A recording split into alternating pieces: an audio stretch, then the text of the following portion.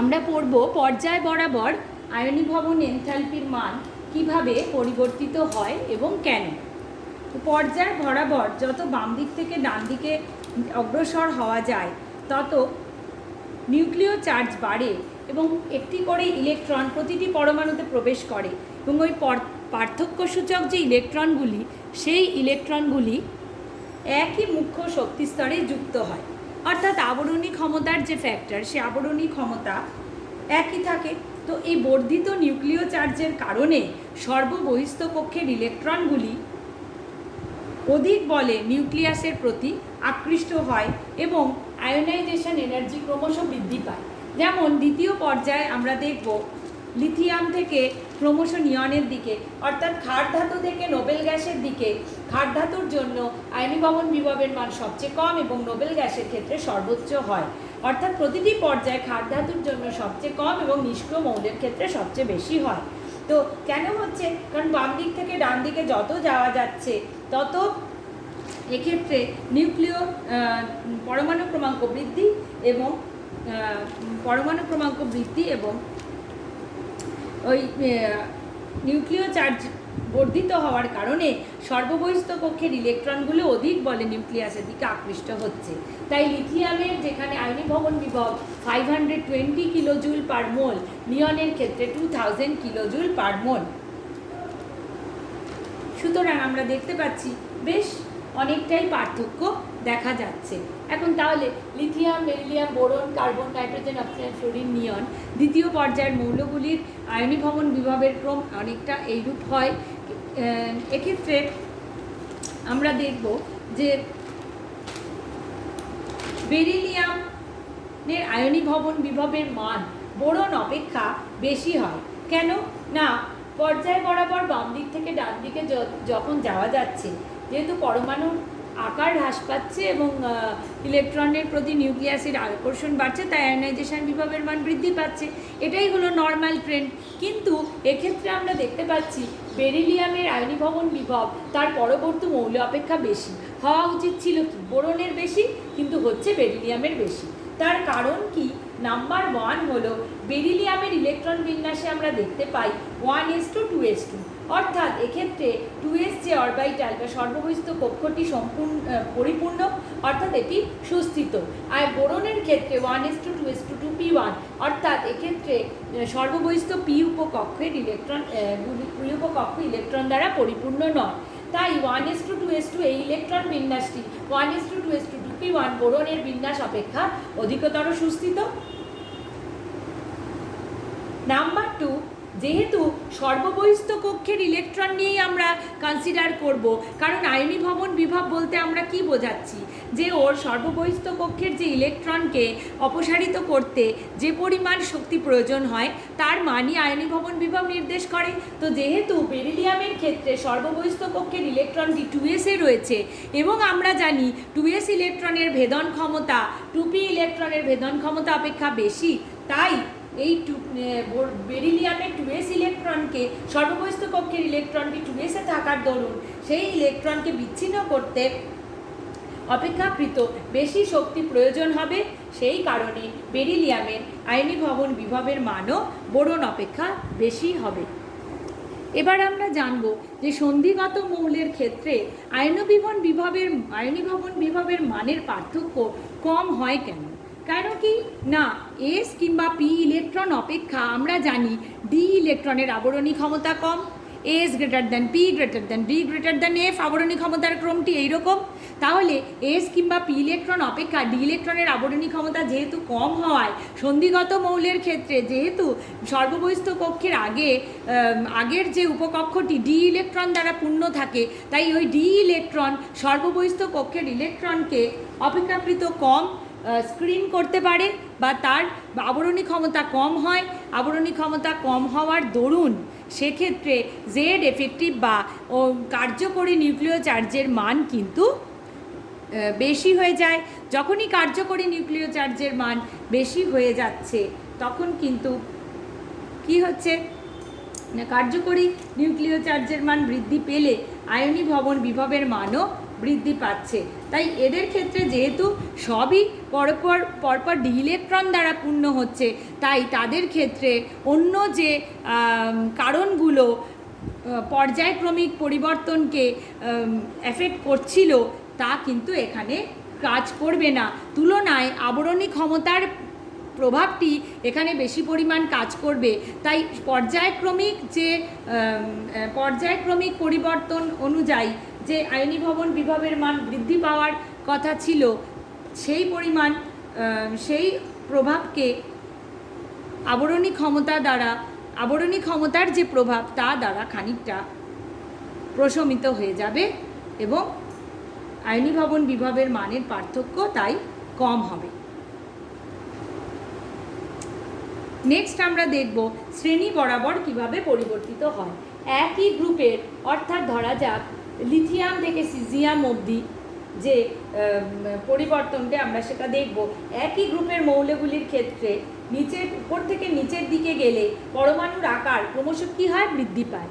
যেমন lithium, sodium, rubidium, caesium এদের ক্ষেত্রে সোডিয়াম, পটাশিয়াম, রুবিডিয়াম, সিজিয়াম এদের ক্ষেত্রে লিথিয়াম থেকে যত সিজিয়ামের দিকে যাই, আমরা আগে পড়েছি পরমাণুর আকারের ক্রম কি বলে না, একই গ্রুপে উপর থেকে নিচের দিকে গেলে আকার ক্রমশ বৃদ্ধি পায়। তো যেহেতু আকার ক্রমশ বৃদ্ধি পায়, তাই কি হচ্ছে, নিউক্লিয়াস এবং সর্ববহিস্থ কক্ষের ইলেকট্রনের মধ্যে দূরত্ব বৃদ্ধি পাচ্ছে এবং দূরত্ব বৃদ্ধি পাওয়ার জন্য আকর্ষণ বলও কিন্তু নিউক্লিয়াস এবং সর্ববহিস্থ কক্ষের ইলেকট্রন আকর্ষণ বলও কমে যায়। আকর্ষণ বল যত কমে যায় তত সর্ববহিস্থ কক্ষের ইলেকট্রনকে অপসারিত করতে কম শক্তি প্রয়োজন হয় এবং তাই যত নিচের দিকে যাওয়া যায় গ্রুপ বরাবর আয়নীভবন বিভবের মান তত কমতে থাকে। আবারও বলছি, যেহেতু পরমাণুর আকার একটি গ্রুপ বরাবর লিথিয়াম থেকে সিজিয়াম যেহেতু কমছে, পরমাণুর আকার যত বৃদ্ধি পাচ্ছে, তাই নিউক্লিয়াস এবং সর্ববহিস্থ কক্ষের মধ্যে গ্যাপ বাড়ছে এবং তাদের দূরত্ব বাড়ার জন্য আকর্ষণ বলও কমছে। আকর্ষণ বল কমার জন্য ওই ইলেকট্রনগুলোকে সে কম বলে আকর্ষণ করে রাখার জন্য সর্ববহিস্থ কক্ষের ইলেকট্রনকে সরিয়ে নিয়ে যেতে, সিজিয়ামের সর্ববহিস্থ কক্ষের ইলেকট্রনকে সরিয়ে নিয়ে যেতে যে পরিমাণ শক্তি লাগছে, লিথিয়ামের ক্ষেত্রে একই শক্তি লাগবে কি? লাগবে না। সিজিয়ামের ক্ষেত্রে অনেক কম শক্তি লাগবে, লিথিয়ামের ক্ষেত্রে অনেক বেশি শক্তি লাগবে। তাই যত নিচের দিকে যাওয়া যাবে তত কিন্তু আয়নীভবন বিভবের মানও কমতে থাকবে। নেক্সট আমরা একটা প্রশ্নের সমাধান করার চেষ্টা করব। দেখো, বেরিলিয়াম অপেক্ষা বোরনের দ্বিতীয় আয়নাইজেশন এনার্জির মান বেশি কেন, ব্যাখ্যা করো। আমরা দ্বিতীয় আয়নীভবন বিভব কী করে পাই না, প্রথমবার আয়নাইজেশন হওয়ার পর যে ক্যাটায়নটি পাওয়া যায়, ধরা যাক এ থেকে একটি ইলেকট্রন বেরিয়ে গিয়ে এ প্লাস আয়ন পাওয়া গেছে, তো সেই এ থেকে একটি ইলেকট্রন বেরিয়ে গিয়ে এ প্লাস আয়ন পাওয়া যায়, এক্ষেত্রে এর ক্ষেত্রে যে শক্তি প্রয়োজন হয় তা হলো I1 বা প্রথম আয়নীভবন বিভব। কিন্তু যখন ওই এ প্লাস থেকে একটি ইলেকট্রন বার করতে হয় বা অপসারিত করতে হয়, তখন যে শক্তি প্রয়োজন হচ্ছে তাকে বলা হচ্ছে I2 বা দ্বিতীয় আয়নীভবন বিভব। তো বেরিলিয়াম এবং বোরন, বেরিলিয়ামের বিন্যাসে আমরা দেখছি ইলেকট্রন বিন্যাসে 1s2 2s2। তো যদি বেরিলিয়াম থেকে একটি ইলেকট্রন বেরিয়ে যায়, তাহলে যে আয়নটি উৎপন্ন হবে Be+, তার ইলেকট্রন বিন্যাস কীরকম হবে, অর্থাৎ 2s থেকে একটি ইলেকট্রন বেরিয়ে যাবে, তাহলে 1s2 2s1, দুটো ছিল একটা চলে গেলে অর্থাৎ 2s1। বোরন থেকে B+ হলে কীরকম হয়, 1s2 2s2 2p1 বোরনের, তাহলে B+ এর ক্ষেত্রে তা হচ্ছে 1s2 2s2। তো আমরা দেখতে পাচ্ছি বোরন থেকে একটি ইলেকট্রন বেরিয়ে গিয়ে যে ক্যাটায়নটা উৎপন্ন হচ্ছে, সেই ক্যাটায়নের যে বিন্যাস তা 2s অরবিটালটি পরিপূর্ণ হওয়ায় সেটি অধিকতর সুস্থিত বিন্যাস। তো এই 2s উপকক্ষ থেকে তখন একটি ইলেকট্রনকে নির্গত করতে অনেক বেশি শক্তি প্রয়োজন হবে, রাদার দ্যান কি Be+ এর যে সর্ববহিস্থ কক্ষে বা 2s এর ইলেকট্রন এটি একটি থাকে, পরিপূর্ণ নয়। তাই এর ক্ষেত্রে এটি অধিক সুস্থিত হওয়ায় এর এই 2s উপকক্ষ থেকে একটি ইলেকট্রন নির্গত করতে অনেক বেশি শক্তি প্রয়োজন হবে। সেই জন্য বোরনের দ্বিতীয় আয়নীভবন বিভব অর্থাৎ বি প্লাস থেকে যখন আমরা একটি ইলেকট্রনকে বার করতে যাব তখন অনেক বেশি শক্তির প্রয়োজন হওয়ার জন্য এর দ্বিতীয় আয়নীভবন বিভবের মান বি প্লাস অপেক্ষা বেরিলিয়াম অপেক্ষা বেশি হবে, কারণ বেরিলিয়াম প্লাস থেকে এর থেকে কম শক্তি প্রয়োগ করে আমরা ইলেকট্রন নির্গত করতে পারবো। এর সুস্থিত বিন্যাস হওয়ার জন্য এই ইলেকট্রন প্রবেশ কক্ষের উপকক্ষের ইলেকট্রনকে নির্গত করতে বেশি শক্তি লাগবে, তাই বোরনের দ্বিতীয় আয়নীভবন বিভবের মান বেরিলিয়াম অপেক্ষা বেশি হবে। অর্থাৎ সুস্থিত বিন্যাসই কিন্তু এই ক্ষেত্রে ডিটারমিনিং ফ্যাক্টর হয়ে যাচ্ছে। নেক্সট আমরা দেখব যে সোডিয়াম এবং ম্যাগনেসিয়ামের মধ্যে কার দ্বিতীয় আয়নন বিভবের মান বেশি এবং কেন হয় না। সোডিয়ামের ইলেকট্রন বিন্যাস 11 পরমাণু ক্রমাঙ্ক হওয়ার জন্য 1s2 2s2 2p6 3s1। তাহলে সোডিয়াম থেকে একটি ইলেকট্রন অপসারিত করলে যে Na+ আয়নটি পাই তার বিন্যাস হবে 1s2 2s2 2p6, যেখানে আমরা একটি পরিপূর্ণ পি উপকক্ষ দেখছি এবং এর বিন্যাস ns2 np6 অর্থাৎ নিষ্ক্রিয় মৌলের মতো হচ্ছে। ম্যাগনেসিয়ামের ক্ষেত্রে 1s2 2s2 2p6 3s2, তাহলে ম্যাগনেসিয়াম প্লাস অর্থাৎ একটি ইলেকট্রন বার করে দেওয়ার পর একটি ইলেকট্রন অপসারিত করার পর যে আয়নটি পাচ্ছি Mg+, তার ইলেকট্রন বিন্যাসে আমরা দেখব সর্ববহিস্থ কক্ষ 3s1 এবং ওই Mg+ থেকে যদি আবার একটি ইলেকট্রন পাই অর্থাৎ এক্ষেত্রে যে এনার্জি পাচ্ছি তা কি প্রথম আয়নীভবন বিভব, আর দ্বিতীয়বার ইলেকট্রন বার করতে যেটা পাচ্ছি তা হলো দ্বিতীয় আয়নীভবন বিভব। তো Mg+ থেকে Mg2+ যখন আসছি Mg2+ এর বিন্যাসে আমরা দেখছি ওর সর্ববহিস্থ কক্ষ কী ছিল Mg+ এর 3s, তাহলে 3s ইলেকট্রনটি সরে গিয়ে হচ্ছে 1s2 2s2 2p6 অর্থাৎ ns2 np6 নিষ্ক্রিয় মৌলের মতো বিন্যাস পাচ্ছে। সুতরাং দেখা যাচ্ছে কি Na+ থেকে যদি একটি ইলেকট্রনকে বিচ্ছিন্ন করতে হয় তাহলে যে পরিমাণ শক্তি প্রয়োজন হয় তার দ্বিতীয় আয়নীভবন বিভব বলতে তাকেই বোঝাচ্ছে। তো যেহেতু Na+ এর ইলেকট্রন বিন্যাস আমাদের একটা বেশ সুস্থিত বিন্যাস শো করছে, সুতরাং এর দ্বিতীয় আয়নীভবন বিভবের মান বেশি হবে। কিন্তু Mg+ থেকে যখন একটি ইলেকট্রনকে আমরা অপসারিত করছি অর্থাৎ তখন যে শক্তি লাগছে এক্ষেত্রে তার দ্বিতীয় আয়নীভবন বলতে তাই বোঝাচ্ছে। তো Mg+ এর ক্ষেত্রে কি হচ্ছে, যেহেতু Mg+ এর বিন্যাসটি অত সুস্থিত নয়, বরং ও যখন Mg2+ হচ্ছে তখনও অনেক বেশি সুস্থিত বিন্যাস অর্জন করছে নিষ্ক্রিয় মৌলের মতো।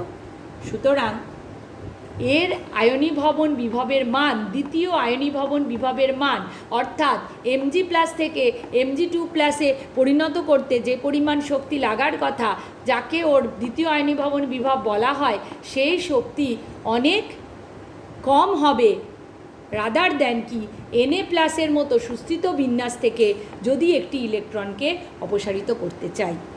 তাই এর সোডিয়ামের দ্বিতীয় আয়নন বিভবের মান ম্যাগনেসিয়াম অপেক্ষা বেশি হবে। নেক্সট, শ্রেণীতে অবস্থান নিম্নে হলেও গ্যালিয়ামের আয়নীভবন বিভবের মান অ্যালুমিনিয়াম অপেক্ষা বেশি হয়, কারণ কি? আমরা জানি যে শ্রেণী বরাবর যত আমরা নিচের দিকে নামছি তত কি হচ্ছে আয়নীভবন বিভবের মান কমছে। তাহলে নিয়ম অনুযায়ী যেহেতু গ্যালিয়ামের উপরে অবস্থিত কোনো শ্রেণীতে 13 নম্বর শ্রেণীতে, তাহলে অ্যালুমিনিয়ামের আয়নীভবন বিভবের মান কি হওয়া উচিত ছিল? গ্যালিয়াম অপেক্ষা বেশি হওয়া উচিত ছিল, কিন্তু তা না হয়ে দেখা যাচ্ছে গ্যালিয়ামের আয়নীভবন বিভবের মান অ্যালুমিনিয়াম অপেক্ষা বেশি হচ্ছে, অর্থাৎ উল্টে যাচ্ছে। এর কারণটা কি? তো প্রথমেই আমরা দেখব যে ইলেকট্রন বিন্যাস কি, এদের দুজনের অ্যালুমিনিয়াম এবং গ্যালিয়ামের ইলেকট্রন বিন্যাস আমরা দেখব। অ্যালুমিনিয়ামের ইলেকট্রন বিন্যাস 1s2 2s2 2p6 3s1, গ্যালিয়ামের 1s2 2s2 2p6 3s2 3p6 3d10 4s2 4p1, অর্থাৎ গ্যালিয়ামের ক্ষেত্রে 10টি ডি ইলেকট্রন রয়েছে সর্ববহিস্থ কক্ষগুলির আগে। তো এই 10টি ডি ইলেকট্রন কম আবরণী ক্ষমতা বিশিষ্ট হওয়ার জন্য কি করে, এই ইলেকট্রনগুলি নিউক্লিয়াস এবং সর্ববহিস্থ কক্ষের ইলেকট্রনের যে আকর্ষণ বল, সেই আকর্ষণ বলকে সেই পরিমাণে কমাতে পারে না। তাই এস এর মান কম হয়। তো আবারও মনে করি জেড এফেক্টিভ হচ্ছে জেড মাইনাস এস। তাহলে এস এর মান যখনই কম হচ্ছে তখনই জেড এফেক্টিভের মান বেশি হচ্ছে এবং নিউক্লিয়াস আর গ্যালিয়ামের নিউক্লিয়াস আর ওর যে সর্ববহিস্থ কক্ষের ইলেকট্রন তার মধ্যে আকর্ষণ বলও কিন্তু সেক্ষেত্রে বেশি হয়ে যাচ্ছে এবং আয়নন বিভবের মানও বেশি হয়ে যাচ্ছে। তাহলে এই কারণে অ্যালুমিনিয়াম এবং গ্যালিয়ামের ক্ষেত্রে নর্মাল যে গ্রুপের একটা ট্রেন্ড, সেই ট্রেন্ডটা কিন্তু এখানে থাকছে না, বরং গ্যালিয়ামের আয়নন বিভব নিচে অবস্থিত হলেও কোনো গ্রুপে অ্যালুমিনিয়াম অপেক্ষা নিচে অবস্থিত হলেও তার আয়নাইজেশন এনার্জি বা আয়নীভবন বিভব বা আয়নীভবন এনথালপির মান বেশি হচ্ছে। নেক্সট, সোডিয়াম এবং Na+ এদের দুজনের মধ্যে প্রথম আয়নন বিভবের মান কার ক্ষেত্রে কম হয় ও কেন? তা আমরা একটু আগে সোডিয়ামের বিন্যাস করেছি 1:2p6 Na+ এর বিন্যাসে আমরা দেখছি নিষ্ক্রিয় মৌল NH2NP6 টাইপ বিন্যাস, অর্থাৎ নিষ্ক্রিয় মৌলের মতো সুস্থিত বিন্যাস অর্জন করে। তো এই সুস্থিত বিন্যাস থাকার জন্য ওর ক্ষেত্রে সর্ববহিস্থ কক্ষের ইলেকট্রনকে অপসারিত করতে অনেক বেশি পরিমাণ শক্তি প্রয়োজন, সোডিয়াম অপেক্ষা অনেক বেশি পরিমাণ শক্তি প্রয়োজন, তাই না?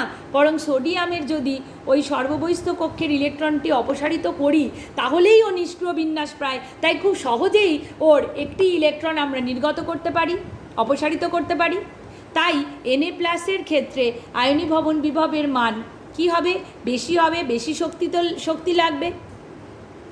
নাম্বার 1 রিজন হচ্ছে এটাই যে Na+ এর প্রথম আয়নীভবন বিভবের মান বেশি হবে সোডিয়াম অপেক্ষা। এবং দ্বিতীয় কারণ হচ্ছে সোডিয়াম প্রশম পরমাণু কিন্তু Na+ ক্যাটায়ন, তো ক্যাটায়ন হলে আবার তার নিউক্লিয়াস এবং ইলেকট্রনের মধ্যে যেহেতু ওর নিউক্লিয় চার্জ বেশি, প্রোটন সংখ্যা বেশি, ইলেকট্রন সংখ্যা কম, তাই নিউক্লিয়াস এবং ইলেকট্রনের আকর্ষণ বলও বেশি। তাই সেই কারণেও Na+ এর সর্ববহিস্থ কক্ষ থেকে ইলেকট্রন অপসারণ করতে বেশি শক্তি লাগবে। তাই দুটি কারণেই এটা বোঝাচ্ছে যে একই দিকে নিয়ে যাচ্ছে আমাদের এটা এক্ষেত্রে যে Na+ এর ক্ষেত্রে প্রথম আয়নন বিভবের মান বেশি হবে, সোডিয়ামের ক্ষেত্রে প্রথম আয়নন বিভবের মান কম হবে। Thank you.